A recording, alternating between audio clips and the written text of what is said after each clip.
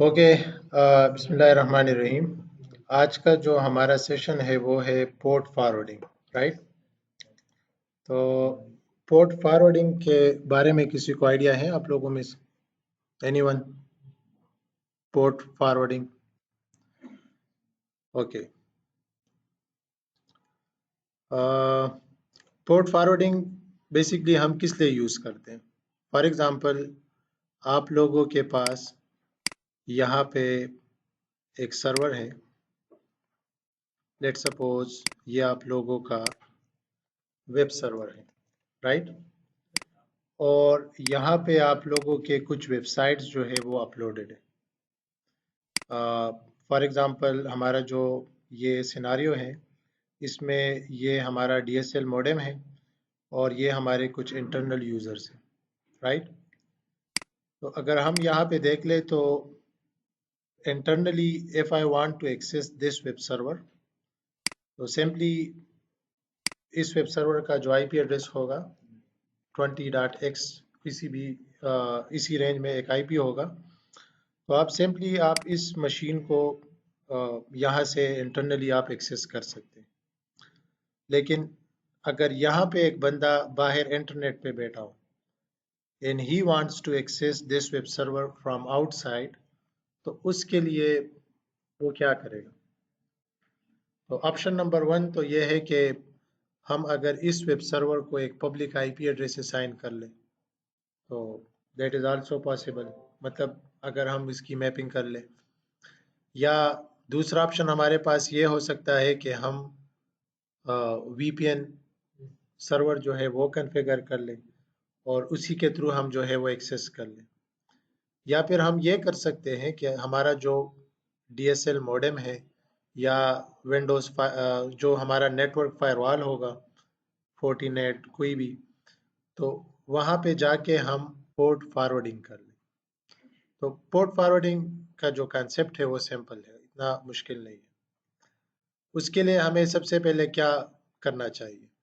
तो हमें ये पता होना चाहिए कि जो सर्विस हम एक्सेस कर रहे हैं उसका पोर्ट नंबर जो है वो क्या है, राइट। तो ये हमें पता होना चाहिए। बाकी इसके अलावा हमें जो है अपना जो हमारा पब्लिक आईपी एड्रेस है उसके बारे में हमें आइडिया होना चाहिए। तो आज के सेशन में हमने क्या करना है? आज के सेशन में हमने दो पोर्ट्स जो है वो फॉरवर्ड करनी है। हमारे पास एक यहाँ पे एक हार्डवेयर पड़ा हुआ है नेटवर्क पे, और उस हार्डवेयर का जो आईपी एड्रेस है, ये वाला हार्डवेयर हमारे पास पड़ा है यहाँ पे, और उसी हार्डवेयर के ऊपर हमने एक ESXi हाइपरवाइजर जो है वो इंस्टॉल किया हुआ है, राइट। तो ये है ESXi हाइपरवाइजर। अगर किसी को पता नहीं है ESXi हाइपरवाइजर के बारे में, तो they can watch my videos which I already uploaded to my YouTube channel. तो ऑलरेडी मैंने इसको अपलोड किया हुआ है। तो इस हाइपरवाइजर का जो मैनेजमेंट आईपी एड्रेस है वो है 20.119, राइट। अगर आपको आइडिया ना हो तो लेट मी एक्सप्लेन इट, कि जब भी हम इस हाइपरवाइजर को एक्सेस करते हैं तो उसके लिए हम अपने विंडोज 10 या कोई भी जो नेटवर्क में हमारे पास जो भी मशीन हो, in my case for example this is my management PC, तो यहाँ से मैं पहले इसको पिंग करता हूँ कि ये मुझे रिस्पांस देता है कि नहीं। तो मेरा जो ये 6i हाइपरवाइजर है that is giving me response, right. अच्छा, तो अगर मैंने इस पे कुछ मैनेजमेंट करनी है या कुछ वर्चुअल मशीन्स बनाने हैं, तो सिंपली मैं क्या करूँगा, यहाँ पे मैं इंटरनेट ब्राउज़र ओपन करूँगा और ब्राउज़र के थ्रू HTTPS 443 जो पोर्ट नंबर है ये टाइप करके मैं इस हार्डवेयर को एक्सेस कर सकता हूँ जो होस्ट है हमारा। तो let me show you how we can access hypervisor internally। तो internally I can access it। ये देखें आप लोग, ये मैंने एक्सेस कर लिया, राइट। यहाँ पे हमारे पास कुछ वर्चुअल मशीन भी है, तो फॉर एग्जांपल यहाँ पे मैंने ये विंडोज 10 की एक वर्चुअल मशीन है, ये भी हमारा ऑन है। तो अगर मैं ये यहाँ पे लिख दूँ, यहाँ पे मैं ड्रा कर लूँ कि we have this virtual machine, right, and Windows 10 is install, right, ये विंडोज 10 इंस्टॉल है। क्लियर हो गया? अच्छा, तो एक तो हमने ये करना है कि अगर हमारा ये ESXi हाइपरवाइजर यहाँ पे पड़ा हो और हमने इसको बाहर से एक्सेस करना हो, राइट, तो बाहर इट्स नॉट पॉसिबल डायरेक्टली। पहले तो हमने अगर आना भी है बाहर से तो हम कहाँ तक आ सकते हैं? We can only reach here, हम यहाँ तक आ सकते हैं। ये तो आइडिया है ना? अच्छा, और यहाँ पे आप लोगों को ये आइडिया भी होगा कि हमारा जो DSL मॉडेम होता है उसका एक वेन IP एड्रेस होता है, जिसको हम क्या कहते हैं? Public IP address. अच्छा, अगर मैं आप लोगों को बताऊं कि हमने इस पब्लिक IP एड्रेस मतलब how I can know my public का आंसर क्या होगा? सिंपली हम क्या कर सकते हैं, ब्राउजर में जाके, exactly, very good, what is my IP, और यहाँ पे अगर आप लोग देखें तो हमारा पब्लिक IP एड्रेस क्या है? ये तो आइडिया हो गया। This is my public IP address. अगर बाहर से किसी ने यहाँ पे आना है तो वो कौन सा IP एड्रेस टाइप करेगा? 101.50.99.176। तो ये रिक्वेस्ट कहाँ पे आएगा? DSL मॉडेम पे आएगा। तो अभी हमने क्या करना है? अभी हमने DSL मॉडेम को ये बताना है कि बाहर से अगर कोई बंदा आपको रिक्वेस्ट करे, कौन सी पोर्ट पे? 443 पे, तो वो रिक्वेस्ट आपने फॉरवर्ड करना है किसको? इस वाले मशीन को।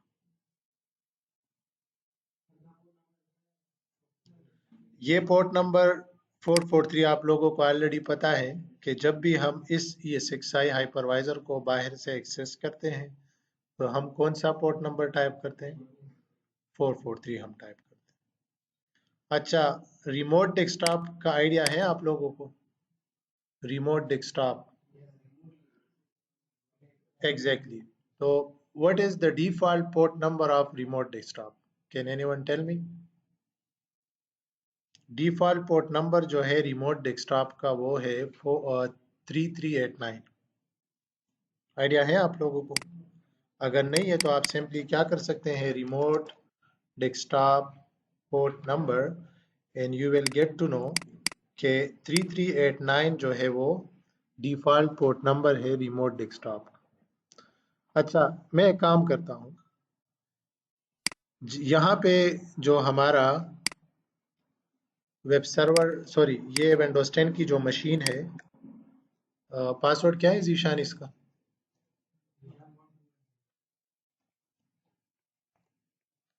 अच्छा, ये जीशान ZE है सिर्फ।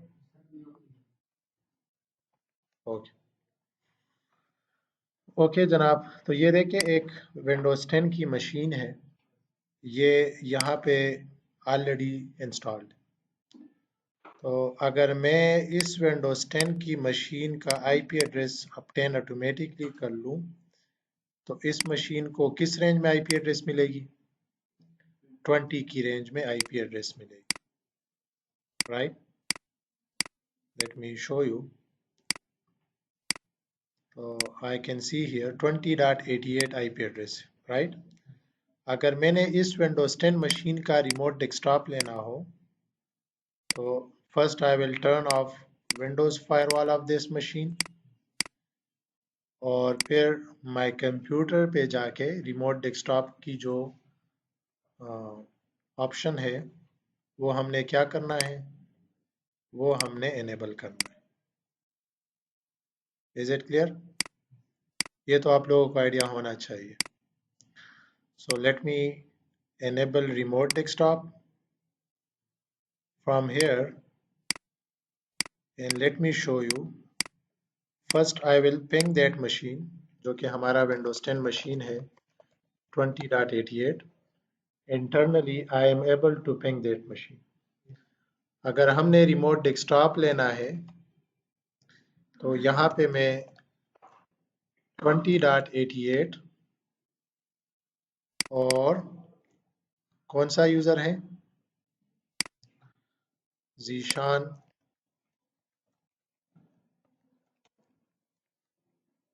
और मैंने वो विंडोज़ 10 मशीन जो है वो यहाँ पे एक्सेस कर ली। सपोज अगर मुझे इस मशीन को, ये वाला जो विंडोज़ 10 मशीन है, इसको मैंने बाहर से एक्सेस करना है, यहाँ से, इज इट पॉसिबल? आप अगर आप कंफ्यूज है तो आप ये कंसिडर कर ले कि ये मशीन जो है ये इन मशीन में से कोई एक मशीन है। क्लियर हो गया? अच्छा, तो अगर हमने इसको एक्सेस करना है बाहर से तो हमने दो कॉन्फ़िगरेशन यहाँ पे करनी है। कौन कौन सी करनी है? एक कॉन्फ़िगरेशन हमने ये करनी है कि बाहर से अगर कोई वैन पोर्ट पे रिक्वेस्ट भेजे 443 के लिए तो वो फॉरवर्ड करना है किसको? इसको। Is it clear? और फिर हमने अपने DSL मॉडेम को ये बताना है कि अगर बाहर से कोई 3389 पे रिक्वेस्ट भेजे तो वो रिक्वेस्ट आपने किसको भेजनी है? Is it clear? ओके। हम्म।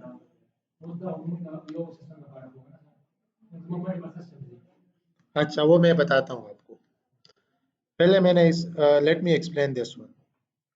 अगर कोई बंदा यहाँ पे बैठा हो, फॉर एग्जांपल मैं यहाँ पे हूँ, यहाँ पे ये एक रिमोट पीसी है, इंटरनेट के साथ वो कनेक्टेड है, वो घर से रिमोट डेस्कटॉप ओपन कर ले और रिमोट डेस्कटॉप में वो लिखे 101.50.99.176 फुल कॉलोन 3389, और जब ये रिक्वेस्ट आएगा DSL मॉडेम को, वैन पोर्ट को, तो DSL मॉडेम क्या करेगा? उस रिक्वेस्ट को फॉरवर्ड करेगा किसको? 20.88 को। तो यहाँ से वो रिक्वेस्ट जो है वो यहाँ पे फॉरवर्ड होगी। तो आपको यहाँ पे ये वाला जो मशीन है इसका रिमोट डेस्कटॉप यहाँ पे जो है वो शो होगा। Does it make sense? अभी समझ आ रही है आप लोग? अच्छा, जो आपका क्वेश्चन है कि फॉर एग्जांपल अगर हमारे पास यहाँ पे एक दूसरा मशीन है 20.89 और हमने इसको भी बाहर से 3389 पोर्ट पे एक्सेस करना है, तो फॉर सेम पोर्ट आप डबल पोर्ट फॉरवर्डिंग नहीं कर सकते। तो उसके लिए हल ये है कि एक तो या आप इस वाले मशीन का जो रिमोट डेस्कटॉप है इसका डिफ़ॉल्ट पोर्ट नंबर आप 3389 से चेंज करके 3390 कर ले, 3391 कर ले, 3392 कर ले। That is also possible. Change की, that is changeable, you can change it. या फिर आप इस तरह कर सकते हैं कि DSL मॉडेम में इस वाले मशीन के लिए एक्सटर्नल पोर्ट नंबर अलग सा चूज कर लें और इंटरनल जो है वो दोनों का सेम हो सकता है। तो I will show you both options. समझ आ रही है? नो, इंटरनली कन्फ्लिक्ट इसलिए नहीं होगा क्योंकि आप अपने DSL मॉडेम को ये बताएंगे कि अगर बाहर से आपको एक्सटर्नल पोर्ट की रिक्वेस्ट आ जाए 3390 पे तो इंटरनली आपने 3389 पोर्ट नंबर यूज करना है और वो रिक्वेस्ट आपने किसको करनी है? 20.89। और अगर आप ये बताएं कि बाहर से एक्सटर्नल ये यूज कर ले इंटरनली, तो ये देखें 89 और ये 88। तो इंटरनली तो जो रिक्वेस्ट डीएसएल आपका भेजेगा वो तो आईपी एड्रेस तो डिफरेंट होगा हर मशीन का। तो ये स्टोरी होगी। तो पहले सबसे पहले हमने रिमोट डेस्कटॉप से पहले हमने ये सीखना है कि हमने इस ESXi जो हाइपरवाइजर है उसको हमने बाहर से किस तरह एक्सेस करना है। Internally, I am able to access my ESXi host using private IP address। सही है। तो उसके लिए स्टेप नंबर 1 तो ये है कि जो आपका हाइपरवाइजर हो जिसको आपने एक्सेस करना है उसका जो आईपी एड्रेस है वो स्टैटिक होनी चाहिए, राइट। मतलब ये जो आईपी एड्रेस है ये चेंजेबल ना हो। तो ये तो ऑलरेडी चेंजेबल नहीं है, ये क्या है? ये स्टैटिक। Okay good. फिर आपने अपना वैन पोर्ट का जो आईपी एड्रेस है वो मालूम करना है, राइट। और फिर अपने इस डीएसएल मॉडेम को आपने एक्सेस करना है। तो अभी हमने अपने डीएसएल मॉडेम को एक्सेस करना है। तो हमारा जो डीएसएल मॉडेम है उसका आईपी एड्रेस क्या है? अभी यहाँ पे जो हम यूज कर रहे हैं वो नया टेल का यूज कर रहे हैं। आप लोगों की केस में पीटीसीएल भी हो सकता है, आप लोगों की केस में स्टॉर्म फाइबर भी हो सकता है। सही है। बाय डिफॉल्ट जो डीएसएल मॉडेम होता है उसका यूजर नेम एडमन होता है और पासवर्ड कौन सा होता है? पासवर्ड जो है वो last 5 digits of MAC address. तो सपोज आपकी केस में पीटीसीएल मॉडेम है तो आपने पहले अपने पीटीसीएल मॉडेम को इस तरह पिंग करना है। जब आप उसको पिंग करेंगे फिर उसके बाद ARP-A कर ले और ARP-A के बाद आपको 20.1 जो आपका डीएसएल मॉडेम हो उसका जो मैक एड्रेस के जो लास्ट 5 डिजिट्स है वो आपको यहाँ पे शो होंगे। तो इन लास्ट 5 डिजिट्स को आपने यहाँ पे जो है वो टाइप करके इसको एक्सेस करना है। सही हो गया? फर्स्ट टाइम नहीं, any time, whenever you can change this uh, management credential if you want, but अगर डिफॉल्ट है तो वो यही होंगे। Is it clear? अच्छा, अभी हमारी केस में डीएसएल मॉडेम नहीं है, नया टेल है। तो नया टेल का जो है EP user default user name है और यूजर ईपी जो है इसका डिफॉल्ट पासवर्ड, राइट। तो दैट्स नॉट अ प्रॉब्लम। आप अपने जो सर्विस प्रोवाइडर है जो भी होंगे, स्टॉर्म फाइबर, डीएसएल, नया टेल वाले, इवन अगर आप बाहर के मुल्क में हैं तो वहाँ पे आप अपने जो आईएसपीज वगैरह है तो उनको कॉल करके उनसे पूछ सकते हैं कि डिफ़ॉल्ट जो पासवर्ड है वो क्या है।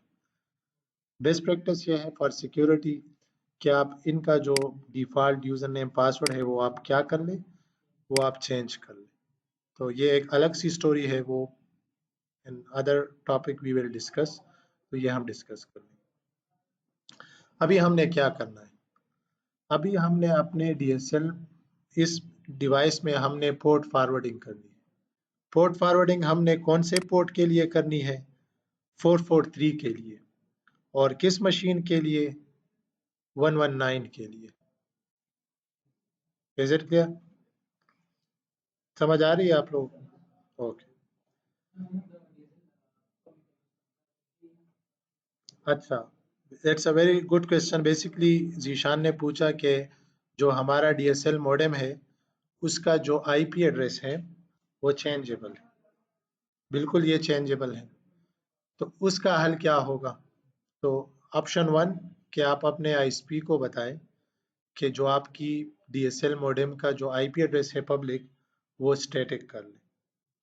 ऑप्शन नंबर 2 कि आप डायनेमिक डीएनएस कॉन्फ़िगर कर लें। तो what is dynamic DNS? We will discuss in today's session. Is it clear? Okay good. तो अच्छा, हर डीएसएल मॉडेम में या जो आपका जो वैन डिवाइस है उनकी जो कॉन्फ़िगरेशन है वो डिफरेंट होगी, लेकिन कॉन्सेप्ट जो है वो सेम है, ऑप्शन सिर्फ डिफरेंट होगी। तो हमने अभी देखना है वन बाय वन कि जो पोर्ट फॉरवर्डिंग रिलेटेड हमें जो ऑप्शन मिलेगा वो कहाँ पे मिलेगा। तो होम पेज में तो ऑप्शन नहीं है, तो we can skip this option. यहाँ पे भी आई डोंट थिंक सो कि हमें वो ऑप्शन मिलेगा, तो ये भी लीव इट।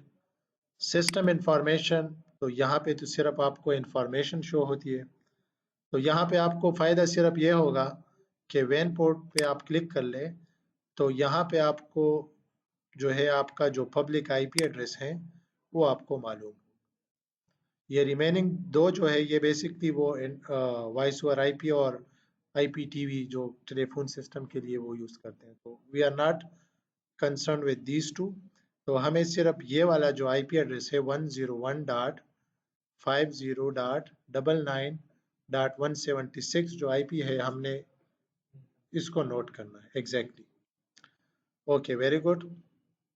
तो सिस्टम इंफॉर्मेशन पे भी आप कॉन्फ़िगरेशन नहीं कर सकते, सिर्फ आपको क्या मिलेगा, इंफॉर्मेशन मिलेगी। तो आते हैं यहाँ पे, तो यहाँ पे वैन पोर्ट, लेट्स सी, नॉर्मली जो ऑप्शन होता है पोर्ट फॉरवर्डिंग का वो वैन पोर्ट या वर्चुअल सर्वर या नेट ऑप्शन या पोर्ट फॉरवर्डिंग सिंपली लिखा होगा, तो आपने वो मालूम करना है। तो यहाँ पे मुझे ये फॉरवर्ड रूल्स का जो ऑप्शन है, यहाँ पे I am here right now. So एक तो ऑप्शन ये है कि डीएमजी, डीएमजी एक अलग सी स्टोरी है। डीएमजी हम किस लिए यूज़ करते हैं, फॉर एग्जांपल आप चाहते हैं कि एक मशीन है हमारा ये वाला, और आप इस मशीन को जितने भी आपके पोर्ट्स है आप इसको इसी मशीन पे फॉरवर्ड करते हैं। मतलब यहाँ पे मल्टीपल सर्विसेज जो है वो रन होती है। यहाँ पे सपोज HTTPS, RDP, FTP, सही है। तो अगर आप चाहते हैं कि इस मशीन को मैं जो है बाहर से एक्सेस कर सकूं, मुख्तलिफ पोर्ट्स नंबर जो आपने रिज़र्व नहीं किए हैं या आपने उनके लिए पोर्ट फॉरवर्डिंग ना की हो, तो ये मशीन जो है फिर आपका उन पोर्ट्स पे जो है वो क्या होगा, एक्सेसिबल होगा। जब भी आप किसी पब्लिक आईपी अपने वैन पोर्ट पे रिक्वेस्ट बाहर से भेजेंगे और वो पोर्ट फॉरवर्डिंग नहीं होगी, मतलब ऑलरेडी लिस्ट में नहीं है, तो बाय डिफ़ॉल्ट जितने भी पोर्ट्स होंगी, रिक्वेस्ट होंगी, वो इसी मशीन को क्या होगी, फॉरवर्ड होगी।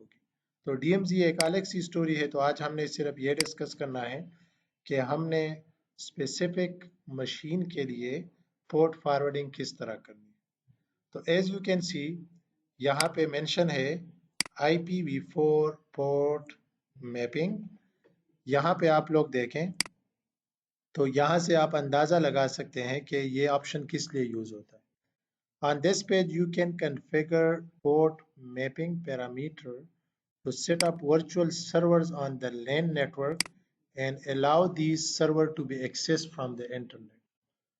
तो in simple word यहाँ पे ये मीनिंग है इसका कि यहाँ पे जितनी भी एंट्रीज हम करेंगे किसी स्पेसिफिक मशीन के लिए या किसी स्पेसिफिक पोर्ट नंबर के लिए, तो वो बाहर से क्या होंगे, एक्सेसिबल होंगे।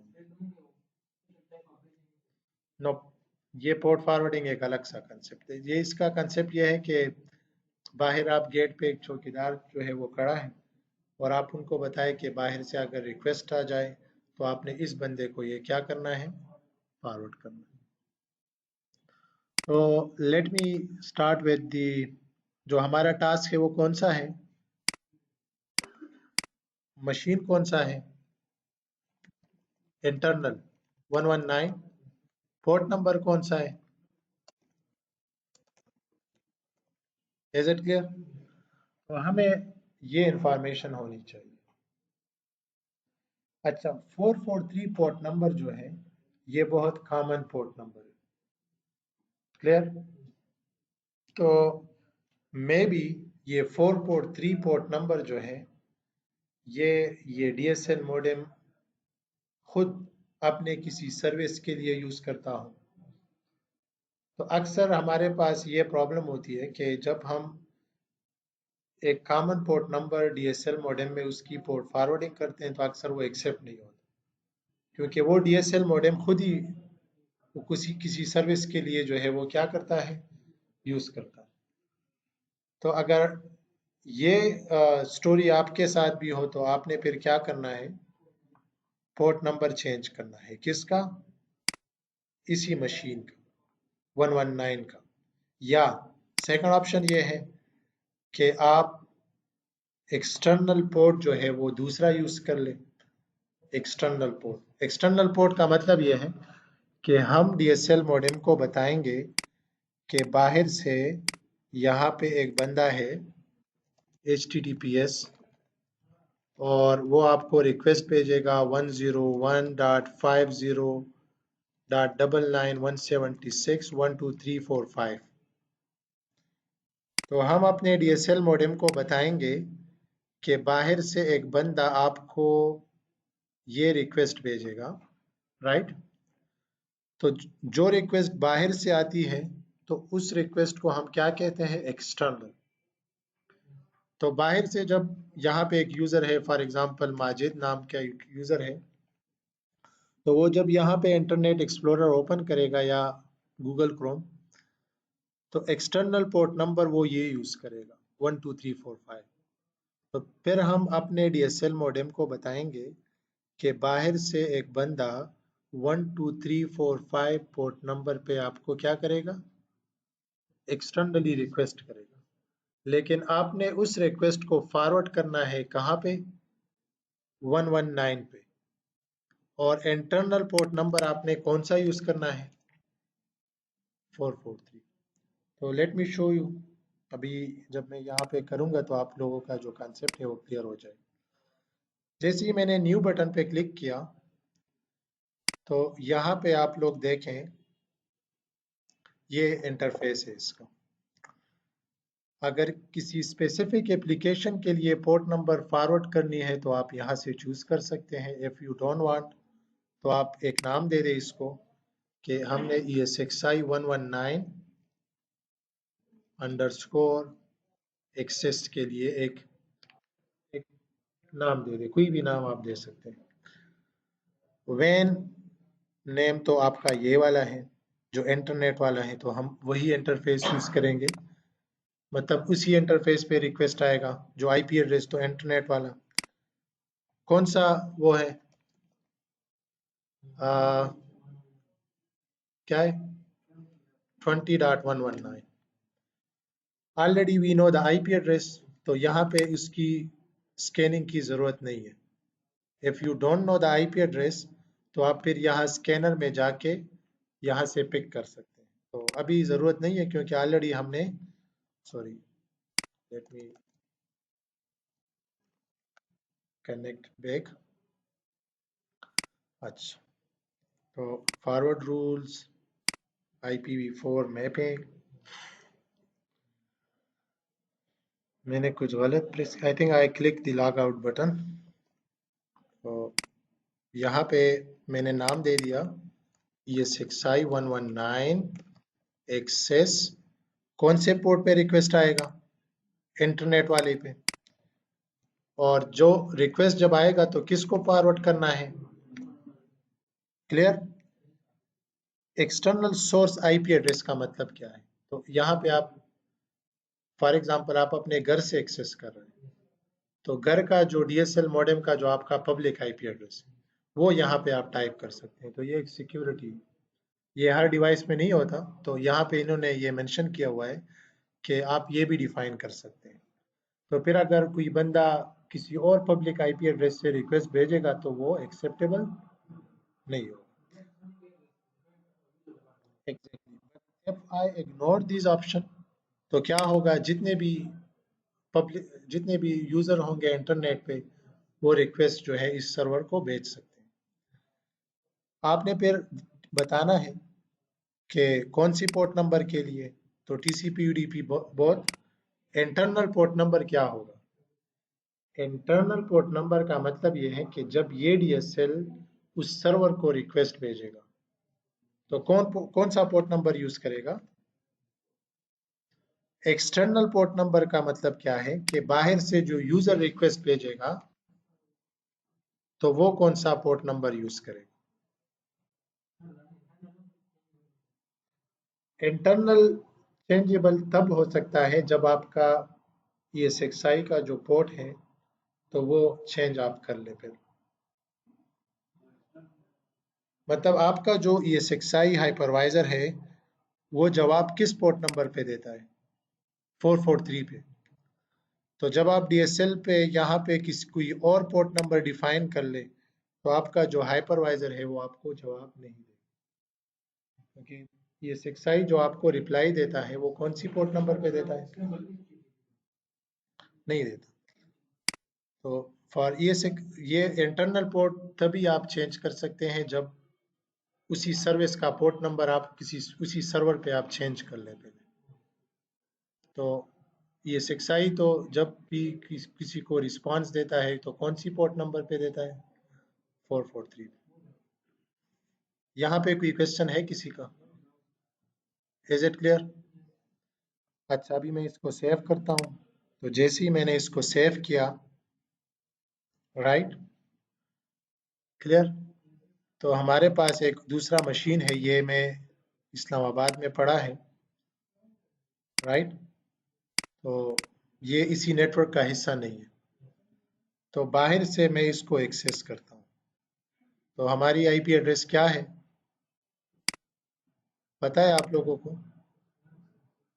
101.50.99.176।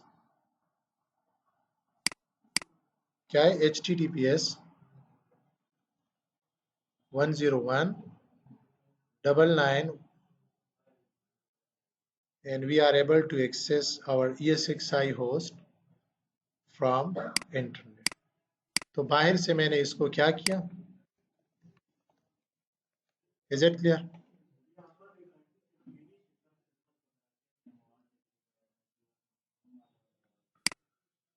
पब्लिक IP एड्रेस बिल्कुल जो है वो चेंजेबल है। तो ये वाला जो IP एड्रेस है अभी इसका ये है, अगर मैं ये DSL मॉडेम अभी ऑफ कर लूँ, रिस्टार्ट कर लूँ, तो ये क्या होगा? ये चेंज होगा। तो उसके लिए हमने क्या करना है वो मैं अभी बताता हूँ, एक्सप्लेन कर। अभी हमने एक दूसरा टास्क करना है। 119 जो है हमने क्या किया? पोर्ट फॉरवर्डिंग कर ली। अगर आप में यहाँ पे आपका एक दूसरा मशीन है, ये विंडोज 10 मशीन, ये वाला,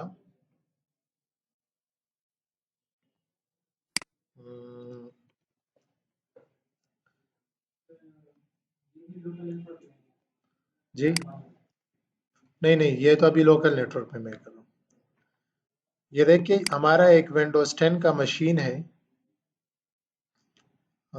यहाँ पे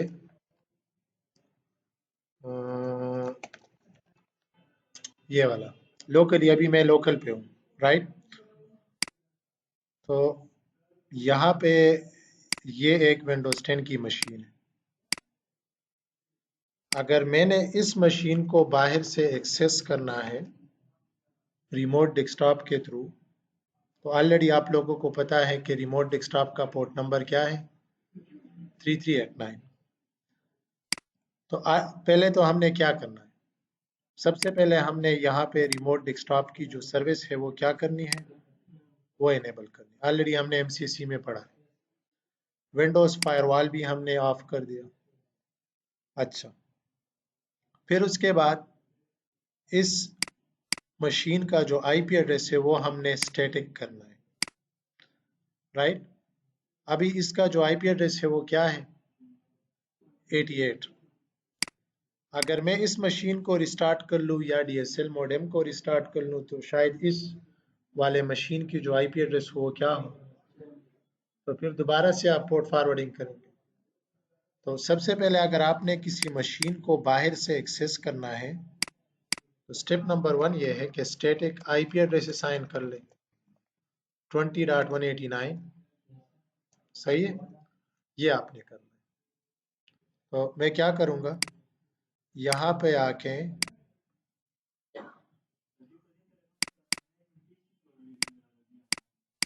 yes 20.189 20.1 is default gateway, 888 is DNS server, and we are good. For confirmation में internally यहाँ से इस मशीन को पिंग करता हूँ 189. Why it is not giving me response? Let me check. अच्छा, ये 20.189 IP एड्रेस आई थिंक किसी और मशीन को असाइन है, तो कन्फ्लिक्ट है। तो यहाँ पे मैं सिर्फ 89 लिखता हूँ।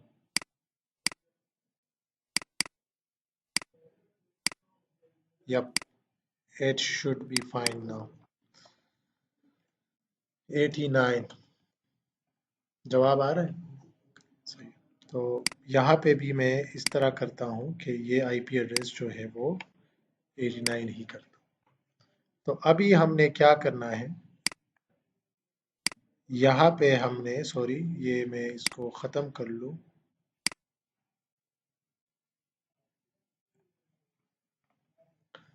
अच्छा, तो अभी आप लोग मुझे बताएं, अगर हमने पोर्ट फॉरवर्डिंग करनी है रिमोट डेस्कटॉप के लिए तो पोर्ट नंबर कौन सा है?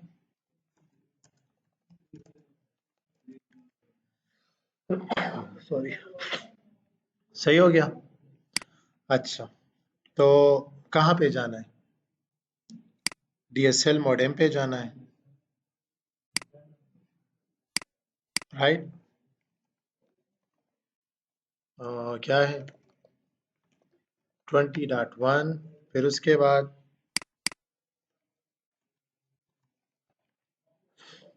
उसके बाद एडवांस किधर, और यहाँ पे IPv4 पोर्ट मैपिंग, एंड यहाँ पे न्यू क्या लिखना है हमने, नेम लिख ले, Zeeshan PC RDP, right?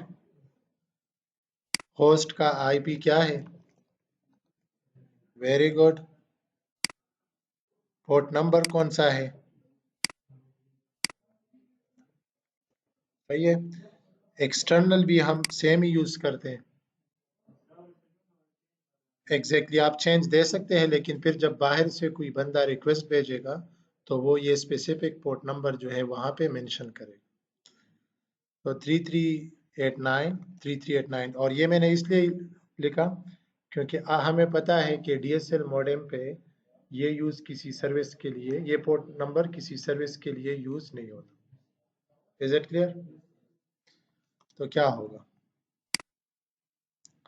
Let me explain it. बाहर क्या होगा, बाहर से जब रिक्वेस्ट आएगा, यहाँ से कोई रिक्वेस्ट आएगा इस पोर्ट नंबर पे के लिए, तो DSL मॉडेम पहले चेक करेगा कि ये 3389 पोर्ट नंबर ये खुद अपने किसी सर्विस के लिए यूज तो नहीं कर रहा। जब नहीं कर रहा तो क्या हो करेगा कि वो जो लिस्ट हमने डिफाइन किया है पोर्ट फॉरवर्डिंग की, तो DSL मॉडेम वहां पे जाके देखेगा कि ये जो रिक्वेस्ट है वो किसके लिए है, इसी मशीन के लिए। Is it clear? अच्छा, तो लेट मी शो यू कि बाहर से हम किस तरह ये IP एड्रेस में यहाँ से कॉपी कर लूँ, और ये एक पब्लिक में एक मशीन पड़ा है बाहर इस नेटवर्क से, यहाँ पे मैं रिमोट डेस्कटॉप सर्विस ओपन करता हूँ। कौन सा IP एड्रेस? रिक्वेस्ट जीशान। अच्छा, ये विंडोज 10 में एक इशू आप लोगों को शायद ये भी आ जाए, तो चले ये भी एक्सप्लेन करते हैं। ये वाला है क्रेड SSP एनक्रिप्शन। तो ये रिसेंटली एक सिक्योरिटी ऑप्शन है एक इशू है। तो इसको आपने किस तरह सॉल्व करना है? तो इसके लिए मैं यहाँ पे ब्राउज़र में लिखता हूँ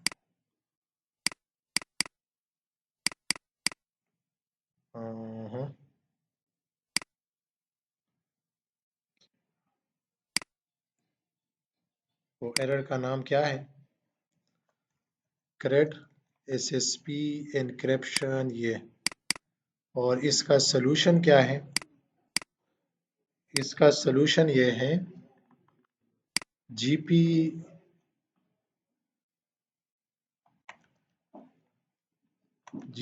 edit.msc। ये रिमोट डेस्कटॉप का एक प्रॉब्लम है, तो let me solve this problem. कहाँ पे जाना है?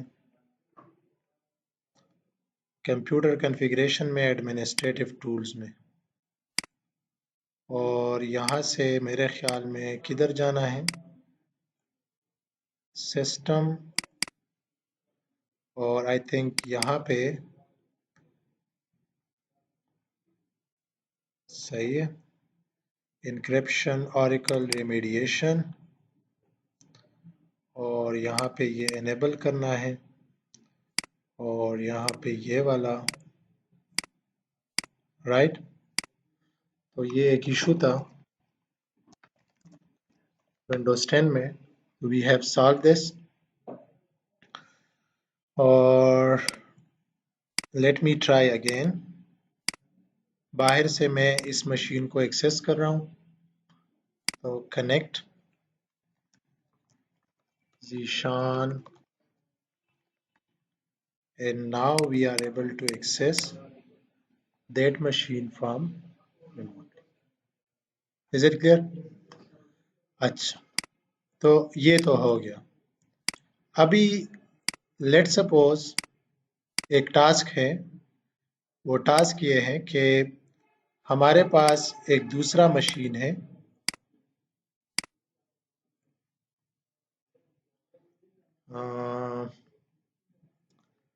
एक दूसरा मशीन है यहाँ पे,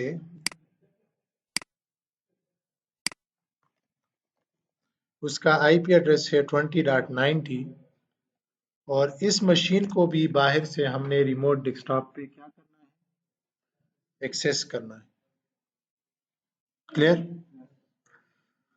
तो ऑलरेडी 3389 पोर्ट नंबर जो है वो तो ऑलरेडी यूटिलाइज है। किसके लिए? 89 के लिए। तो एक ऑप्शन तो मैंने आपको बता दिया कि आप क्या कर सकते हैं।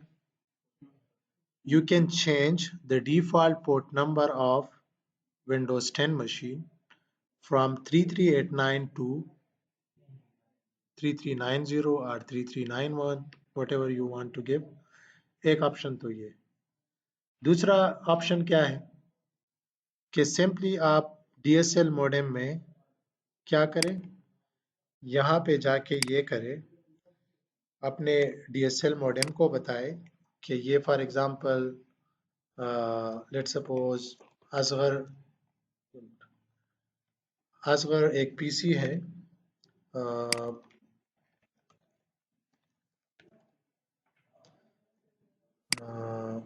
यहाँ पे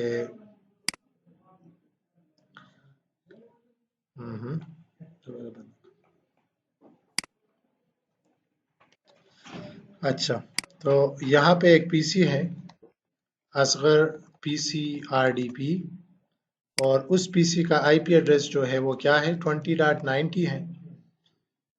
तो यहाँ पे इंटरनल पोर्ट तो सेम होगा, क्योंकि वहाँ पे आईपी एड्रेस तो पोर्ट नंबर तो हमने चेंज नहीं किया। लेकिन आप ये कर सकते हैं कि इंटरनल पोर्ट कोई भी आप डिफाइन कर। तो ऑलरेडी हमने DSL मॉडेम को बताया कि अगर बाहर से कोई 3390 पे आपको रिक्वेस्ट भेजे, तो इंटरनली आपने 3389 पोर्ट नंबर यूज करना है, लेकिन रिक्वेस्ट किस मशीन को भेजनी है? अगर बाहर से कोई 3389 पे रिक्वेस्ट भेजे, लेट मी सेव इट और फिर मैं आपको बताता हूँ। यहाँ से आप देख सकते हैं, किधर है? यहाँ पे देखें। तो आपने क्या बताया कि अगर बाहर से कोई बंदा 3389 पे रिक्वेस्ट भेजेगा तो किसको रिक्वेस्ट जाएगी, किस मशीन को, 89 को। और 3390 पे अगर कोई रिक्वेस्ट भेजे तो किसको जाएगी, 1020। यहाँ पे अभी वो हमें डिटेल्स शो नहीं हो रहे क्योंकि वो पेज की वजह से, राइट। Is it clear? अच्छा, अगर हमने किसी मशीन का पोर्ट नंबर चेंज करना है तो ये आइडिया है आप लोगों को कि how we can change the default port number of remote desktop of a machine. Is it, कोई आइडिया है आप लोगों को? ओके, तो चले ये भी डिस्कस करते हैं इसी टॉपिक के साथ। सिंपली गूगल कर लें कि how to change RDP port number in Windows 10। सही है, तो आप लोगों ने क्या करना है, रन पे आप लिख ले रेज एडिट।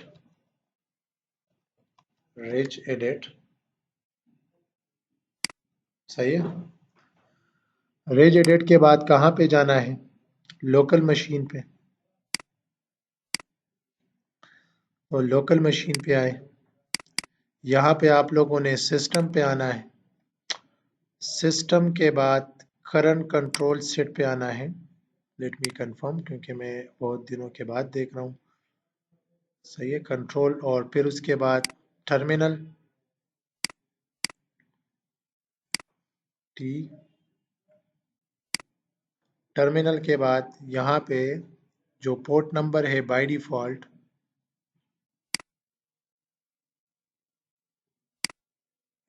ये देखें, ऑप्शंस देखें। सबसे पहले कहाँ पे आना है, regedit.msc लिखना है। Local machine, system, current control set, control, फिर उसके बाद टर्मिनल सर्वर। टर्मिनल सर्वर के बाद आप लोगों ने कहाँ पे आना है, let me confirm it, win station पे आना है। और यहाँ पे RDP TCP और पोर्ट नंबर आप देख लें किधर है, पोर्ट नंबर ये वाला है, इस पे आप डबल क्लिक कर लें। डेसिमल में आप देखें तो कौन सा है, 3389। तो ये क्या कर ले, 3390, और इसको क्या कर ले, ओके। और इस मशीन को आप क्या कर ले, रीस्टार्ट कर। तो अभी हमने DSL मॉडेम में क्या करना है, 33, ये दोनों एंट्रीज में रिमूव करता हूँ, या फिर इसको मैं सेलेक्ट करके इस असगर को मैं रिमूव करता हूँ। और दूसरा कौन सा है, जीशान, इसको मैंने सेलेक्ट किया और यहाँ पे मैंने 3390। Is it clear? और ये अप्लाई कर। तो जब बाहर से कोई बंदा रिक्वेस्ट अब भेजेगा रिमोट डेस्कटॉप पे, तो वो रिमोट डेस्कटॉप का जो क्लाइंट सॉफ्टवेयर है वहाँ पे वो IP के साथ 3390 पोर्ट नंबर जो है वो ज़रूर क्या करेगा, मेंशन करेगा। यहाँ पे वो क्या करेगा, IP के बाद 3390 पोर्ट नंबर मस्ट जो है वो लिखेगा, क्योंकि बाय डिफॉल्ट ये जो क्लाइंट सॉफ्टवेयर है ये कौन सा पोर्ट नंबर यूज़ करता है, 3389। तो अभी हमने क्या करना है, 3390 जो है वो मस्ट हमने लिखना है, राइट। तो लेट मी शो यू, ये देखें 3390 पे हमें जो है वो रिप्लाई मिली। Any question? अच्छा, अभी एक चैलेंज हमारे पास ये है कि, चैलेंज कौन सा है,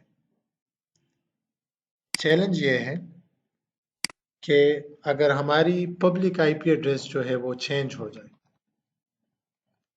तो फिर क्या होगा, बाहर से तो हम फिर वो एक्सेस नहीं कर पाएंगे। तो उसके लिए ऑप्शन ये है कि आप जाए गूगल पे और डायनामिक DNS जो है वो क्या करें, कन्फिगर करें। तो फॉर 30 डेज आपको फ्री अकाउंट मिलेगा। अगर आपने पे करना है तो आप क्या कर सकते हैं, उसको पे कर सकते हैं।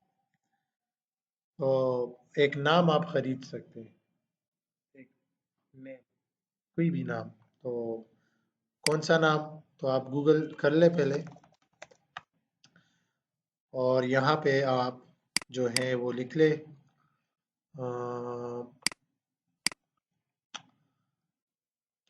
नो आईपी, एक वेबसाइट है, यहाँ पे जाए। Personally I am using this one, तो आप लोग भी ये यूज़ करें। इस पे आप अपने लिए एक अकाउंट बनाएं noip.com। सही है। तो यहाँ पे आप एक नेम खरीद सकते हैं, जीशान.com, वट एवर आप जो भी खरीदना चाहते हो। साइन अप कर लें। तो यहाँ पे हम ईमेल एड्रेस आप अपना बताएं, जीशान। ZE, हाँ हाँ, SHIDA 87@gmail.com। Okay good. अच्छा, पासवर्ड मैं कोई भी अभी डाल सकता हूँ। Will share the password with you. Create my host name later, ये मैंने क्लिक किया कि मेरे लिए अभी नाम मत बनाओ। सही है। जस्ट क्रिएट दिस अकाउंट, तो फ्री साइन अप कर ले और आपका अकाउंट जो है वो, अच्छा चले दोबारा से रिफ्रेश करते हैं।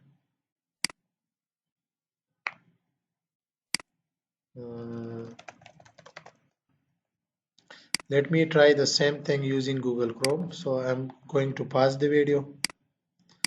फाइनली हमने जो है नो आईपी अकाउंट, जो वेबसाइट है वहाँ पे हमने एक अकाउंट जो है वो क्रिएट किया हुआ है, राइट। तो अभी हमने क्या करना है, अपने लिए अ, एक नाम जो है वो create करना है, तो देखते हैं। फॉर सम रीज़न इंटरनेट का इशू है, तो we have to wait for it.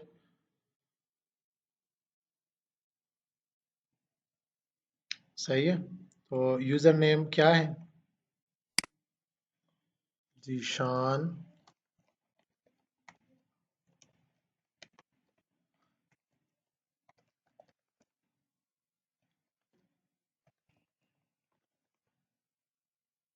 Sign in. Clear. तो यहाँ पे हमने एक नाम जो है वो चूज करना है। तो जब हम बाहर से फिर रिक्वेस्ट करेंगे तो हमने आईपी एड्रेस याद नहीं करना। हम सिंपली वो क्या करेंगे, वो आईपी एड्रेस ही हम जो है, सॉरी, वो नेम ही हम डिफाइन करके उसी से आएंगे, राइट। तो यहाँ पे एक नाम जो है मैं सेलेक्ट करता हूँ, यूज़र नेम कोई भी आप डाल सकते हैं। चले, ये फिर ये कुछ इंफॉर्मेशन सेटिंग आप फिर बाद में कर सकते हैं अपने लिए, नाम वगैरह। तो let me start from here, और अपने लिए एक नाम जो है वो क्रिएट करता हूँ।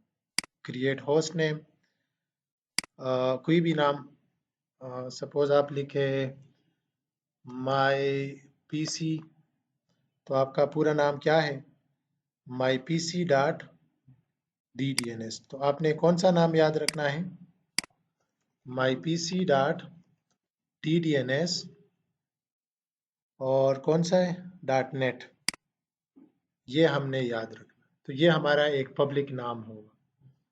सही है। ये हमें 30 डेज के लिए फ्री में मिलता है। फिर अगर आप लोगों ने इसकी, जब आप पेमेंट करेंगे तो आपको फुल टाइम जो है इसकी एक्सेस मिल सकती है। क्लियर हो गया। करंट आईपी एड्रेस इसने कौन सा उठाया है, तो दैट इज फाइन, और इसको आप क्या कर लें, क्रिएट कर लें। Is it clear. अच्छा, अगर बाहर से हमने अभी आना हो, अच्छा ये नाम ऑलरेडी एग्जिस्टिंग है, तो हम इस तरह कर सकते हैं कि माई ESXi सपोज, और ये क्रिएट कर लें। तो आई थिंक, अच्छा ये भी एक्सेसिबल है, ऑलरेडी अवेलेबल है। तो कौन सा लिखूं, जीशान फॉर एग्जांपल। अच्छा, दैट इज फाइन। तो ऑलरेडी एक नाम जो है हमने क्या किया, क्रिएट किया। तो नाम क्या है इसका, जीशान डॉट। तो अगर बाहर से अभी मुझे एक्सेस करना हो तो रिमोट डेस्कटॉप, तो मैंने क्या लिखना है, Zeeshan dot ddns dot net. am I able to access it?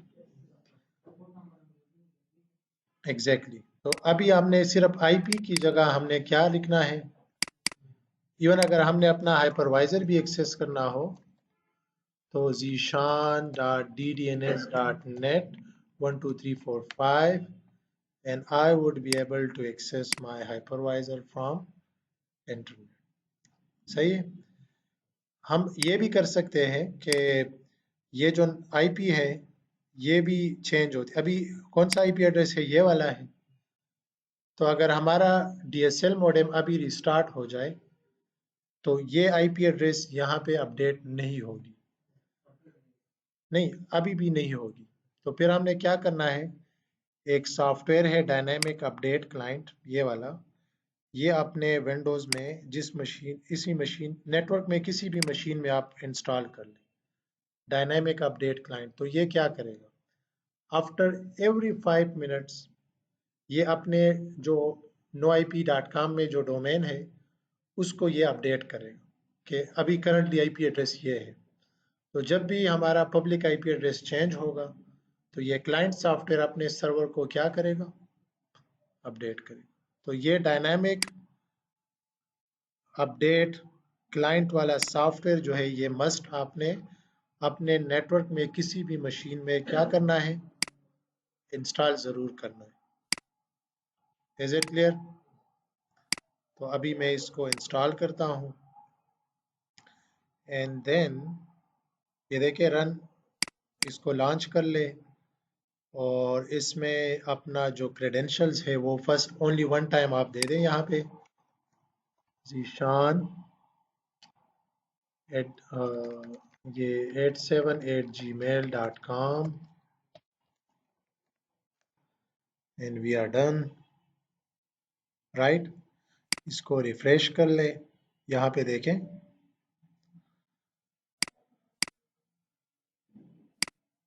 And we are done. तो ये मिनिमाइज, तो एनी टाइम इसी मशीन पे ये हर टाइम जो है वो ऑन रहेगा।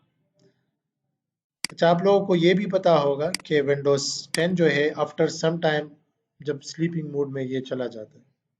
तो ये भी आप एक काम कर ले कि कंट्रोल पैनल में अपने लिए ये जो पावर सेटिंग है तो ये भी आप चेंज कर सकते हैं। How you can change it, आप यहाँ पे किधर पावर आपको नजर आ रहा है, यहाँ पे power options and from here you can make it never, और इन दोनों को आप नेवर कर ले एंड दैट इज फाइन।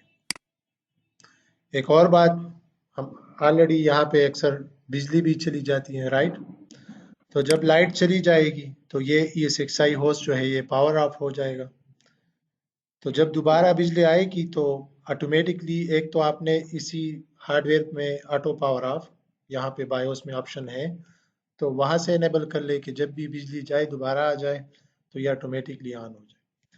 और यहाँ पे आप लोगों ने अपने ESXi होस्ट में एक ऑप्शन है ऑटो स्टार्ट वाला, ऑटो स्टार्ट यहाँ पे ये इनेबल कर लें और उसी स्पेसिफिक VM पे राइट क्लिक करके इसका भी ऑटो स्टार्ट आप ऑन कर लें। तो क्या होगा कि जब लाइट चली जाएगी दोबारा आएगी तो ये ESXi होस्ट भी खुद से ऑन होगा और इसके अंदर जो वर्चुअल मशीन होगा वो भी ऑटोमेटिकली क्या हो जाएगा।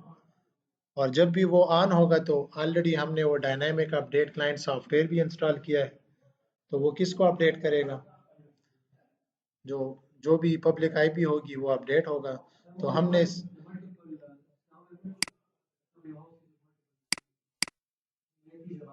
एग्जैक्टली हाँ वो कर सकते हैं ऑटो स्टार्ट, हाँ वो कर सकते हैं वो तो, ये तो टॉपिक इसका नहीं है तो। हम्म।